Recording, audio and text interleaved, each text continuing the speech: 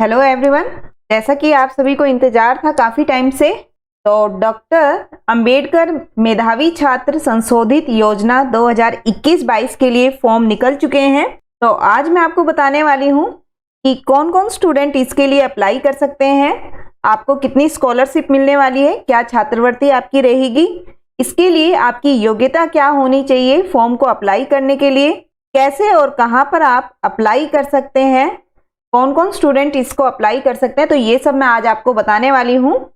तो चलिए देखते हैं। सबसे पहले जो हमारे पास नोटिस आया है, इसमें लिखा हुआ है 21-22 हेतु अनुसूचित जाति, विमुक्ति जाति, ENTS, तपरीवास एवं पिछड़ा वर्ग ब्लैक A व B व अन्य समुदाय के छात्रों जिनके परिवार की आमदनी, वार्षिक आमदनी जो है, ध्यान रखिएगा, 4 लाख रुपए से अधिक ना हो, यानी कि वार्षिक आय 4 लाख रुपए से कम हो, वो बच्चे इस फॉर्म के लिए अप्लाई कर सकते हैं। तो देखिए, फर्स्ट में आपको बोला गया है कि आप कहां से अप्लाई कर सकते हैं, तो आपको वेबसाइट दी हुई है saralharyana.gov.in से आप अप्लाई कर सकते हैं। यहां पर भी हम आपको लेके चलेंगे और दिखाएंगे आप कैसे अप्लाई करेंगे। नेक्स्ट में आपसे बोला गया, देखिए इंपॉर्टेंट डेट्स आपको यहां दी गई है। आपके जो फॉर्म शुरू हुए हैं ये आपके 10 जनवरी से शुरू हुए हैं, ध्यान रखिएगा, 10 जनवरी 2022 से शुरू हैं और 10 मार्च 2022 तक आप इसके लिए आवेदन कर सकते हैं, अप्लाई कर सकते हैं। इसके बाद आपको बोला गया है योजना का योग्यता मापदंड आपको विभागीय वेबसाइट www.haryana.scbc.gov.in पर आप चेक कर सकते हैं कि क्या क्या आपकी योग्यता इसके लिए होनी चाहिए। तो हम आपको इस वेबसाइट पर भी लेके चलेंगे और बताएंगे कि क्या क्या योग्यता आपके पास होनी चाहिए। और बोला गया है 4th पॉइंट में कि अगर कोई भी आपको किसी भी तरह की कोई समस्या आती है तो यहाँ हेल्पलाइन नंबर आपको दिए गए हैं, आप इन पर बात करके अपनी प्रॉब्लम्स को सॉल्व कर सकते हैं। तो चलिए सबसे पहले हम योग्यता देख लेते हैं हरियाणा scbc.gov.in पर। तो इस वेबसाइट को जैसे ही आप क्लिक करते हैं तो यहाँ पर आपके पास ये पेज ओपन होगा जिसमें लिखा हुआ है डॉक्टर अंबेडकर मेधावी छात्र संशोधित योजना।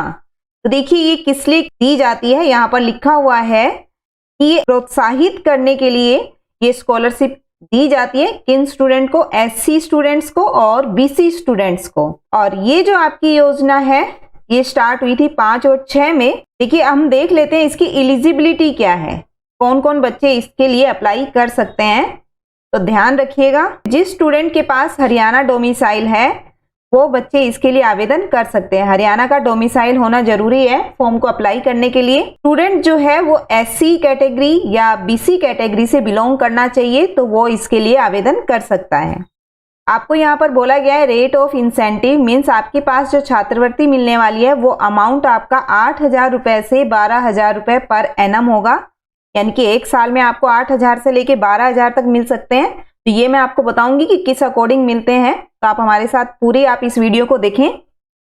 इसके बाद दिया हुआ है कि अप्लाई आप कैसे करेंगे। तो अप्लाई करने के लिए आपको बोला गया है कि वेबसाइट जो है आपकी saralharyana.gov.in से आप अप्लाई कर सकते हैं। मोड ऑफ पेमेंट, देखिए जो आपकी स्कॉलरशिप आने वाली है, जब आप फॉर्म को अप्लाई करेंगे उसमें जो आप अकाउंट नंबर डालेंगे बैंक का, उसमें आपकी पेमेंट आने वाली है। चलिए आपको एक नोटिफिकेशन भी दिखा देते हैं। इसमें आपके पास नोटिफिकेशन है, देखिए अमेंडेड नोटिफिकेशन है 3 जनवरी 2022 का।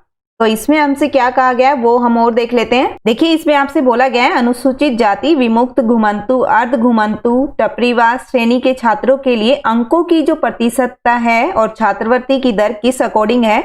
देखिए अगर आपके पास छात्रवृत्ति का आधार परीक्षा जो है मैट्रिक है, देखिए अगर स्टूडेंट मैट्रिक के बेस पे कर रहा है तो अगर वो शहर में रहते हैं तो 70% मार्क्स होने चाहिए बच्चे के, और अगर गांव का बच्चा है, गांव से उसने मैट्रिक की परीक्षा दी है तो उसके 60% मार्क्स 10वीं क्लास में होने चाहिए।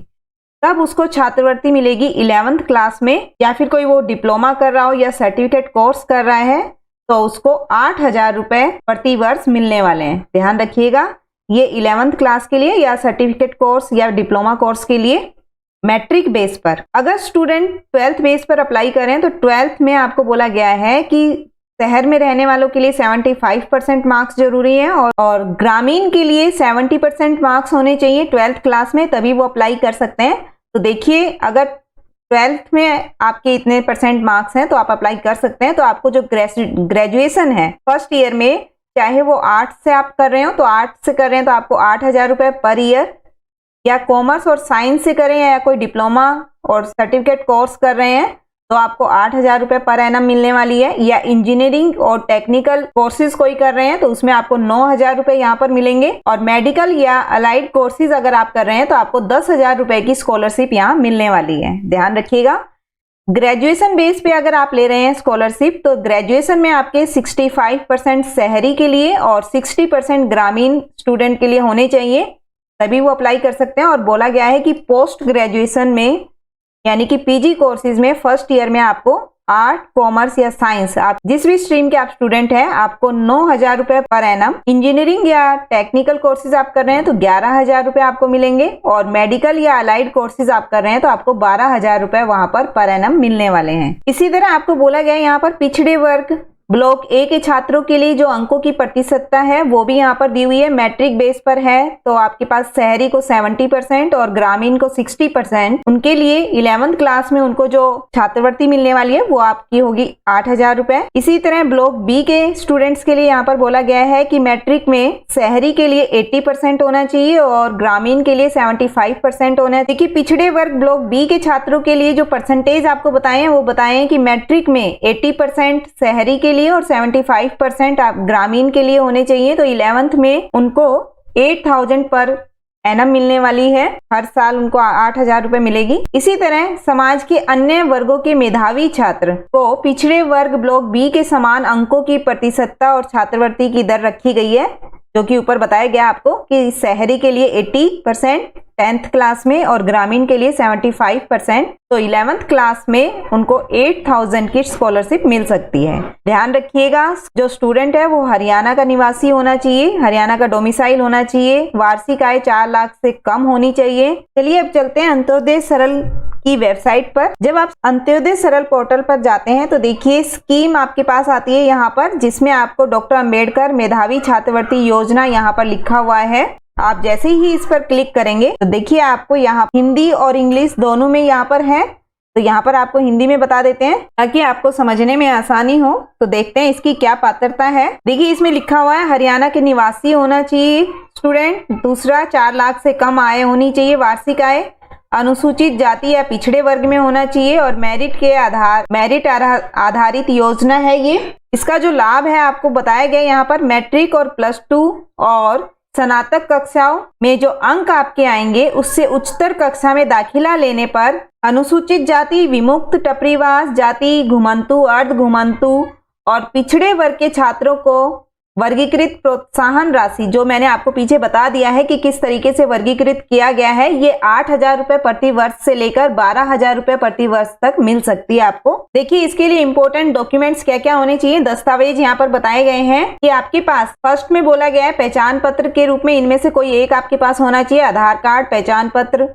पासपोर्ट, चालान। इसके बाद एज के प्रूफ के लिए, आयु का सबूत देने के लिए आपके पास आप जन्म प्रमाण पत्र दे सकते हैं, या फिर अगर आपके पास नहीं है तो आप मैट्रिक का प्रमाण पत्र भी दे सकते हैं, या फिर आपके पास आधार कार्ड है तो डेट ऑफ बर्थ के लिए आप ये भी प्रूफ दे सकते हैं, पहचान पत्र दे सकते हैं, पासपोर्ट आपने बनवाया हुआ है तो पासपोर्ट दे सकते हैं, चालान, अधिवास प्रमाण पत्र, इनमें से कोई भी एक चीज आप दे सकते हैं डेट ऑफ बर्थ के लिए। इसके बाद आपकी एक फोटो चाहिए, 10th या 12th या अन्य कक्षाओं की जो अंक तालिका है, यानी कि आपके जो मार्कशीट है उसकी फोटोकॉपी, ये कंपलसरी डॉक्यूमेंट है जो मैं आपको बता रही हूँ, तो आप ये सभी इकट्ठे कर लें। उसी के बाद आप केंद्र पर जाएं। 6 नंबर पे आपको बोला गया है पारिवारिक आय प्रमाण पत्र, जो कि आपको बताया 4 लाख से कम होना चाहिए। शैक्षणिक संस्थान के प्रधानाचार्य से उच्च कक्षा में दाखिले के बारे में प्रमाण पत्र। देखिए ये 10th 12th और ग्रेजुएशन बेस पर है, तो आप जब इससे ऊपर की क्लासेस में एडमिशन ले लेंगे तो उसके लिए आपको प्रिंसिपल से प्रमाण पत्र लेना होगा। इसके बाद जो वर्तमान स्कूल का आपका आईडी है उसकी फोटोकॉपी आपको लेनी है। अब आपको फीस बता देते हैं। देखिए जब आप सरल केंद्र पर जाएंगे तो आपकी वहां पर जो फीस लगेगी वो है यहाँ पर दी हुई है 20 रुपए, 10 रुपए सेवा प्रभार और 10 रुपए अटल सेवा केंद्र सेवा प्रभार। तो ये थी आपकी इंपॉर्टेंट इंफॉर्मेशन। इससे रिगार्डिंग अगर कोई भी आगे नई अपडेट आती है तो आपको बता दी जाएगी। आप हमारे साथ बने रहें। Thank you, all the best.